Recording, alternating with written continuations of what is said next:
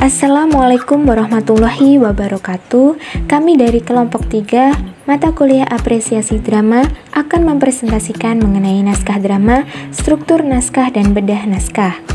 Berikut anggota dari kelompok 3. Yang pertama Tasya Maghfiratul Wahidah, yang kedua Tantri Laro Iba Indah, yang ketiga Windy Indah Lestari, dan yang keempat Rizky Wantoro.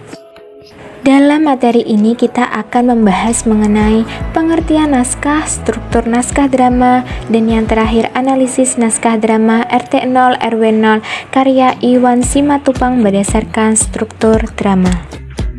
Merupakan karangan yang masih ditulis dengan tangan, kopi karangan dan sebagainya yang akan dicetak atau diterbitkan. Menulis naskah drama pada dasarnya tidak jauh berbeda dengan teknik menulis karya sastra lainnya. Dalam penulisan naskah drama lebih menekankan pada aspek konflik sehingga hasilnya lebih dramatis dibandingkan karya sastra lainnya.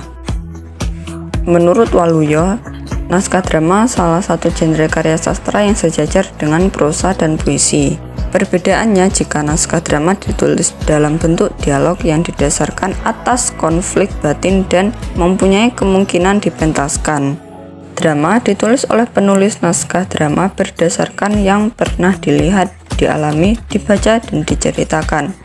Naskah drama memiliki fungsi sebagai sumber cerita yang nantinya akan ditafsirkan sebagai cerita yang dapat dipentaskan.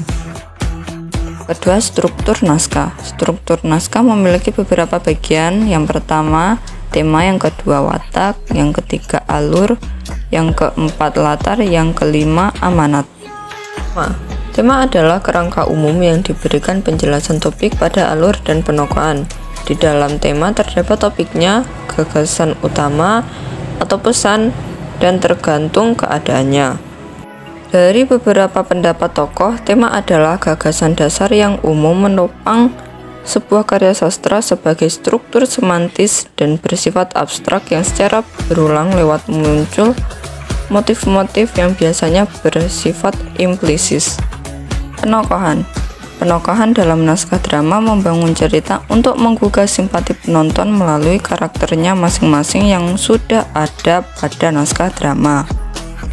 Dalam penokohan terdapat 3 dimensi. Yang pertama, dimensi fisiologis, yang kedua dimensi psikologis, dan ketiga dimensi sosiologis. Dibagi menjadi 3. Yang pertama protagonis, yang kedua antagonis, yang ketiga tritagonis. Watak protagonis adalah sifat atau karakter tokoh yang baik, sedangkan antagonis adalah tokoh yang memerankan sifat kurang baik atau jahat, dan tritagonis adalah tokoh penengah. Alur adalah jalan cerita yang memberikan cerita berdasarkan peristiwa-peristiwa yang dibangun dalam pertunjukan drama. Johan menjabarkan bahwa latar atau yang sering disebut setting mencakup tempat, waktu, dan suasana. Drama dilaksanakan di panggung, oleh sebab itu harus bisa menggambarkan setting yang dikehendaki. Penataan panggung juga harus dapat mengesankan waktu dan menggambarkan suasana. Amanat adalah pesan yang tersirat dalam naskah drama. Biasanya naskah drama dibuat oleh penulis dengan maksud dan tujuan tertentu, yang dimana menghasilkan amanat yang tergambar jelas dalam naskah dan diterima oleh pembaca maupun penonton. Analisis naskah drama RT0 RW0 karya Iwan Simatupang berdasarkan struktur drama. Dalam struktur drama mencakup tema, penokohan, watak, alur, latar, dan juga amanat. Analisis tema. Naskah drama dengan judul RT0 RW0 dengan ditulis oleh Iwan Simatupang memiliki tema kisah perjuangan hidup orang-orang yang bertempat tinggal di kolong jembatan untuk memperoleh kehidupan yang layak. Penggunaan tokoh tunawisma cacat, pekerja seks komersial atau PSK menunjukkan masyarakat kelas pekerja yang sering disebut dengan pekerja kelas bawah yang miskin dan menderita secara sosial maupun ekonomi.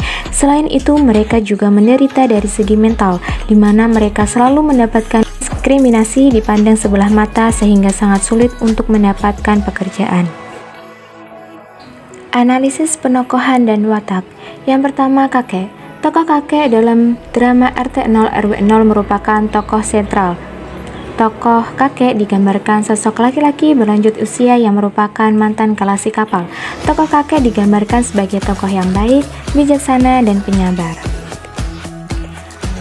Yang kedua, Pincang. Tokoh Pincang dalam drama ini memiliki sifat yang mudah emosi, selalu mengambil keputusan tanpa berpikir, namun ia juga memiliki sisi baik dan penuh semangat. Yang ketiga, Ani.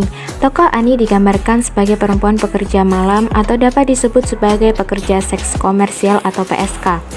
Bersama tokoh Ina yang usianya lebih muda darinya, ia harus terpaksa bekerja dalam dunia yang gelap hanya untuk memenuhi kebutuhan hidupnya, serta untuk memperbaiki keadaan yang ada. Walaupun menjadi perempuan pekerja seks komersial atau PSK, namun ia adalah sosok perempuan yang penuh semangat serta menepati janjinya. Kadang tokohnya juga digambarkan sebagai perempuan yang belak-belakan dalam berbicara. 4. Ina. Tokoh Ina digambarkan seperti tokoh Ani, yakni perempuan pekerja seks komersial atau PSK. Ina memiliki sikap yang baik, tegas, dan teguh pendirian. Yang kelima, Bopeng. Tokoh Bopeng digambarkan sebagai laki-laki yang memiliki watak sifat baik, tegas, dan pantang menyerah untuk hidup menjadi lebih baik. Ia juga telah diterima di kalasi kapal yang merupakan buah hasil jerih payahnya selama ini. Keenam, Ati. Tokoh Ati digambarkan sebagai perempuan yang ditolong oleh tokoh Bopeng karena ia menangis di pintu pelabuhan. Ati ditipu dan ditinggal suaminya di pelabuhan seorang diri, sedangkan koper yang ia bawa beserta isinya dibawa lari oleh suaminya. Ati memiliki sifat yang baik, lemah lembut, dan penurut. Analisis latar. Yang pertama, latar tempat.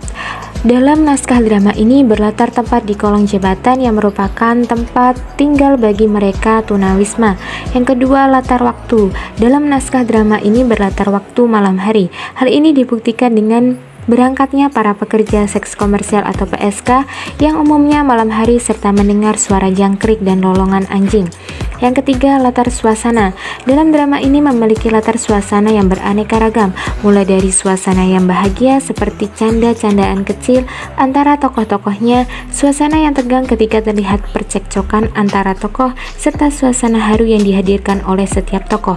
Suasana dalam drama ini sangat sesuai dengan kehidupan pada umumnya, terlebih bagi mereka yang bertempat tinggal di kolong jembatan. Analisis amanat. Naskah drama ini memberikan pesan bagi pembacanya agar selalu bersyukur, selalu berusaha, berjuang dalam menjalani hidup tanpa keputusasaan. Ketika kita sudah mengambil keputusan, maka kita juga harus menjalaninya dengan sebaik-baiknya, tanpa mengenal seberapa berat resiko yang akan kita dapat atau yang akan kita lalui.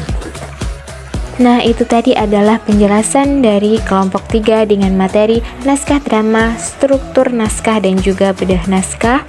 Terima kasih sudah menonton video presentasi dari kami. Semoga video ini bisa bermanfaat bagi teman-teman semua. Mohon maaf apabila terdapat kesalahan baik bertutur maupun bertindak. Wabillahi taufiq wal hidayah wa ridha wa inayah. Wassalamualaikum warahmatullahi wabarakatuh.